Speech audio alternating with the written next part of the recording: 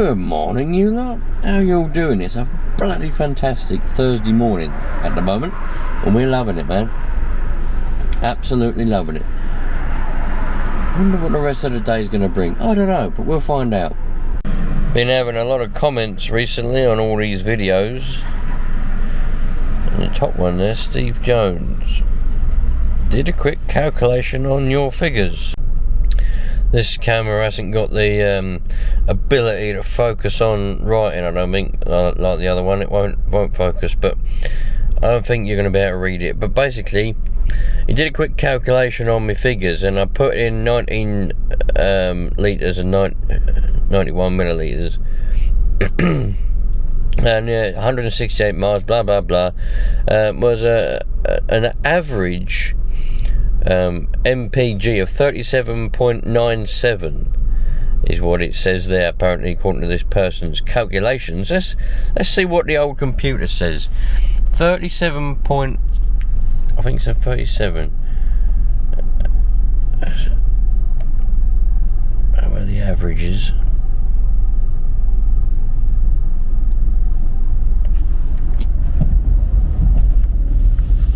Alright. 124 miles. It says 124 miles until I need to go and fill up again, which I've got just under half a tank. MPG 39.5 apparently is what it's getting at. I'm assuming that one means average. The other one says MPG 40.8 there. And that's the live feed. I'm not doing any at the minute, even if I rev it. Don't get nowhere there. Time, I don't know what that one means. 43.04. I think that means 43 minutes. Or 43 hours and 4 minutes. Since, I don't know, since something, I don't know what. Eco off. I don't want eco mode, no way, thank you. Oh. Trip A, 135.5 miles I've done so far this week, and it's Thursday. This person here, Steve Jones, so he's basically saying, I know you can't read it, so I'll read it for you. Basically, he drives a Toyota Yaris. It does 32 to 38 mpg, and he can get it, if he goes on a motorway in 5th gear, he can get 50 to 57 mpg out of it, basically.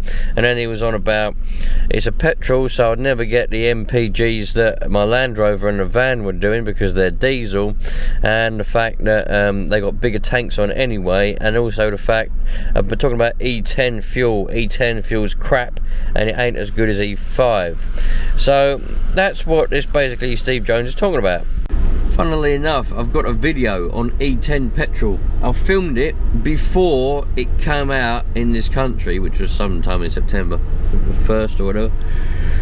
I filmed it before because I wanted to get live on the day that we switched over to E10, but I never edited it properly, and so it's still not live. But I was talking about E10 Petrol with lawnmowers and cars and what it does, because it doesn't actually damage the engine, it can just damage the O-rings, the seals, the gaskets, the fuel system, basically,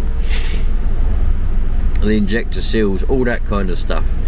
That's what it will perish, that's what it will erode, it'll eat that away, and you'll end up with leaks and things not working properly and sludge in your tank and sludge in your filters. But anyway, yeah, so I don't know what MPG I'm getting, 39 I think it said. But you got to remember, I don't sit in traffic. I know I've been filming traffic, but that's a very small part of my journey, like that big much of my journey, man. Nearly about 96-97% of my journey to work and back is all on the motorway. So I'm all at flat out 70 mile an hour, right? The foot is on the floor all the way here and all the way back, apart from that little roundabout that I filmed when I was stuck in traffic a few times. That happens if like there's an accident, and that roundabout always gets a bit of traffic. Sit there for half an hour in a bit of traffic, and then I'm back out on the motorway, flat out again, 70 mile an hour, pedal to the metal, you know what I mean? So Yeah, man, and you got to be foot to the floor in this car, because otherwise it won't go. You know, you can't keep up with the other traffic.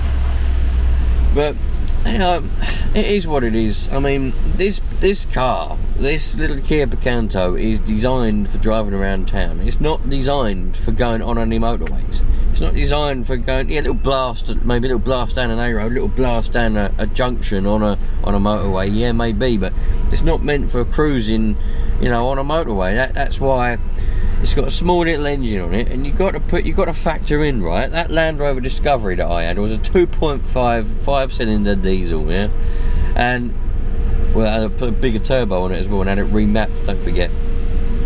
So that was remapped to use more diesel than it would have done if it was standard.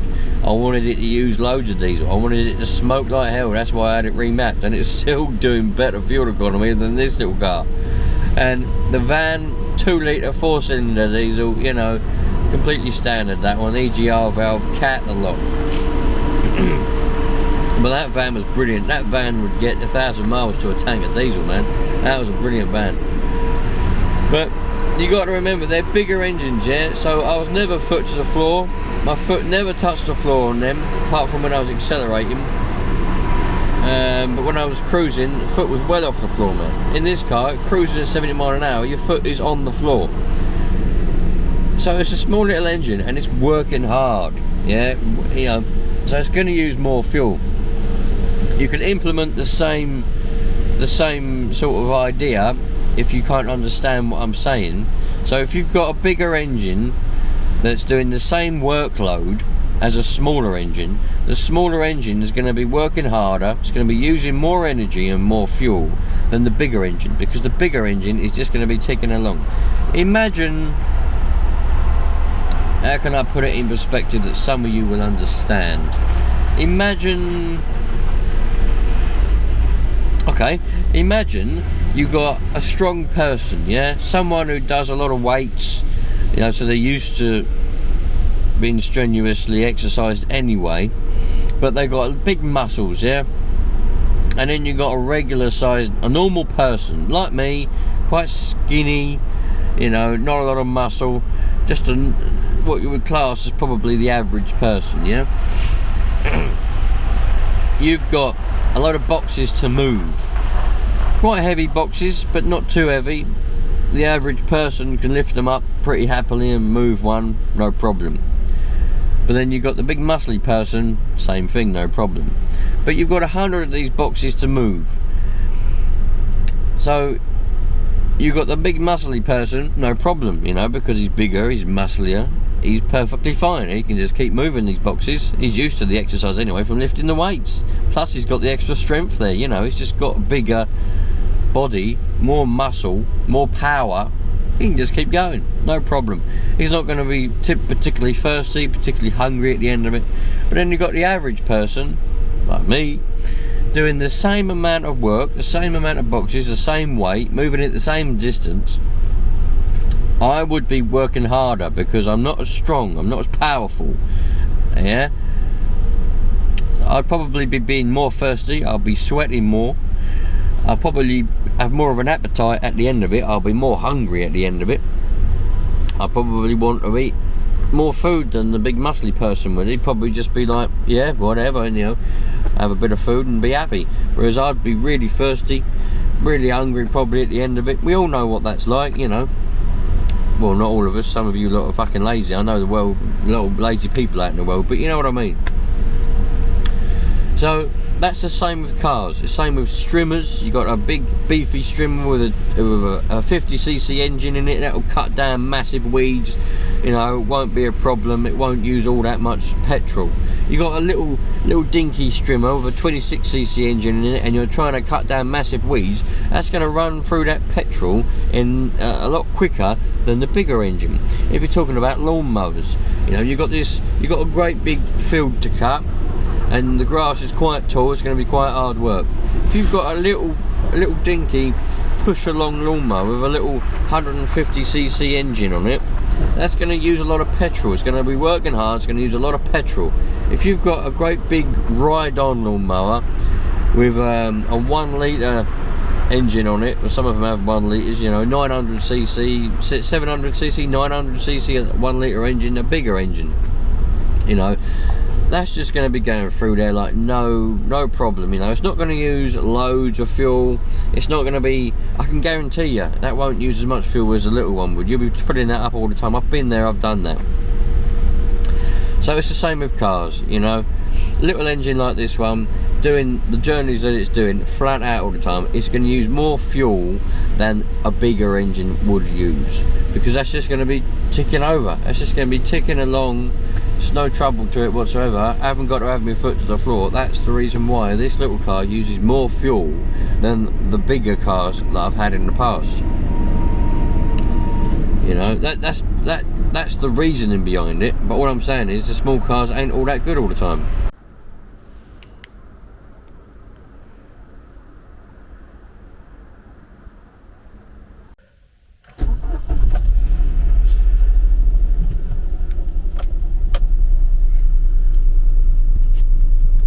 Oh, good morning everyone. Lovely Friday morning. I forget what I was talking about yesterday now, but I'll continue with it in a minute when I've worked out what it was. In the meantime, let's get the old car warmed up and then we can go on a little journey to find out what we're going to do today. It's Friday morning. Friday the 17th of September. About 99 days until Christmas Day.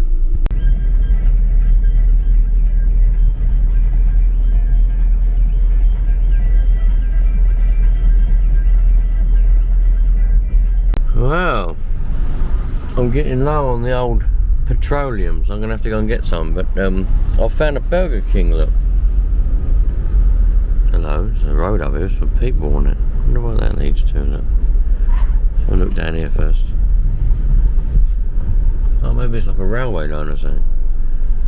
Ah, so we got a Burger King. Oh, and then we got a travel lodge. Look. Oh, okay. There's a travel lodge next to a Burger King. I wonder if the Burger King looks pretty abandoned. Look, fucking hell. Maybe it's not abandoned, it just looks abandoned. I don't think anybody's been in here for a while. I don't know, all the lights are on in there. Look, and they've actually got Coca-Cola. Normally they just have Pepsi, or is it KFC? That's Pepsi. Alright. What we got there, look? Houses.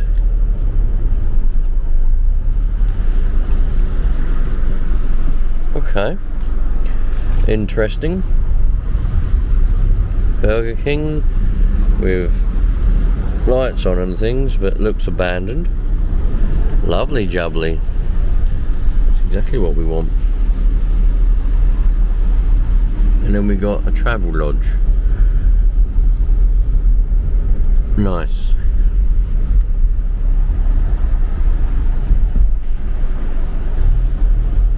I don't know what that is up there. That must be like a railway or something.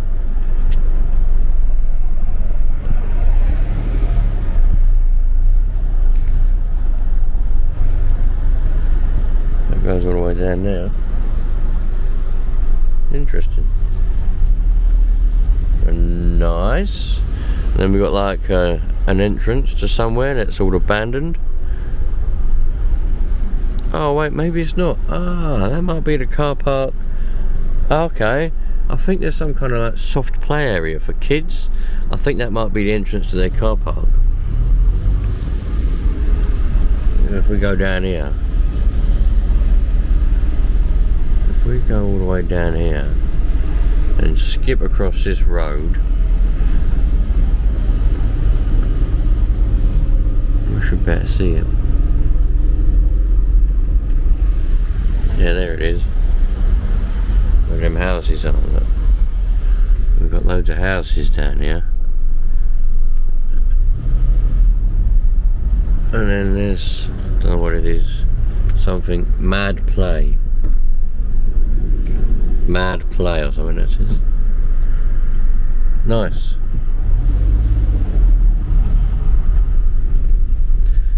Mad Play. Well, there we go. Now we know what's over this side of the road. Now that you can see a lot. That's the trouble when it's dark, isn't it? You can't see nothing on camera. Anyway, let's go and get some E10, shall we? Then we'll continue talking about E10. Well, there we go. This time I've done 165.5 miles, but it cost me £27 this time rather than 26. We went up by £1. Oh my god! Yeah, so I think I was saying yesterday about you can separate all the E10 and all that. You can do. A lot of you are going to have trouble with lawnmowers. Now I've got a video. I've made it. I just got to edit it together. I wanted it to come out before they switched over, so that it would. I wanted to try and time it. I was being a bit posh, you know. I was like, right, I'm going to make this video beforehand about the fuel for lawnmowers and the E10 and the E5, all the differences and everything like that, and then I'll release it on the day that we switch over, which I think was the 1st of September. But I never got around to doing it. I filmed it, I was saying edited it. So, but there's probably videos popping up out there now, because I would imagine everybody's going to be jumping on it and going, oh, I can make a video on this. And there's probably going to be people all over the place making videos about how to separate the ethanol from the petrol and all that stuff, using water. Some people use rainwater. You can use tap water, but some people are a bit wary about it. I mean, I would. Who gives a fuck? I don't care. But used a bit of tap water. Who cares? But you know, people, you can buy that distilled water, deionized water. Sorry, and get it in bottles. But then that's more money, isn't it? That's more money that you're paying just to get your petrol. Fuck all of that shit. Just get the petrol and stick it in. You know what I mean? If you're that bothered about it, do something, I don't know, go and buy a new lawnmower or a new something, you know what I mean, or a new car. You know, about take it then, wouldn't it? But me personally, I don't know. I think I'll just keep running. I'll just keep going and see how long it lasts before you end up getting a leak or something, you know. You can buy preservatives, not preservatives, but the things that you put in the petrol, and then it kind of it oils up all the seals, and whether they work, I don't know. Probably not, because ethanol's are aggressive, you know what I mean. It literally perishes and eats away the sealed rubber and things, and you end up with a goo. I tell you what, do an experiment, you lot. I mean, I don't need to do an experiment because I've seen it happen where I've got old lawnmowers before that have had fuel in it. Well, it was the old E5, but they've got 7% ethanol. It's still got ethanol in it, and the diaphragms have all started to deteriorate in the tank of the petrol tank. And also, as well in the tank, as well as slush, but in the float bowls of the carburetors, there's you know, like a goo in the bottom of the float bowl. That's where the E10, sorry, not the, fuck's sake, that's where the ethanol has eaten away at the gaskets and the fuel lines on the way there, and then it's sat in the float bowl, and yeah, you just get a bit of goo. Sometimes you get a gasket around the bottom of the float bowl with a little bleeding thing that evaporates. Oh man, I'm so tired. God. Anyway, I'm going to be off you lot. I don't know how many days you got in this video as well. All the videos are merging into one these days. I mean, I don't know about you lot, but it's starting to annoy me. I want one day to be one video, not one video to be about 6 days in one, you know what I mean? But yeah, so we done 100 last time when I filled up petrol. It cost me, I think it was 19.9 litres. And I done 168 miles. This time I done 166 miles, I think it was, and I put in bloody 22 litres. How does that work? Done another 2 or 3 litres for less mileage. We love it, eh? I've been putting the air conditioning on all the time to try and use as much petrol as possible. I'm determined to do 1 full tank in a week. So far, I've been getting 3/4 of a tank burned. I want to burn 1 tank in a week. I've had the air conditioning on. I've been putting everything on I can to try and use as much petrol as possible. Going all the routes where I got the big hills up there. We'll see. We'll see. Anyway, I'll catch you later on, you lot. Sorry about the bit higgledy-piggledy videos, but hopefully they might straighten out when you know, just whatever. See you later.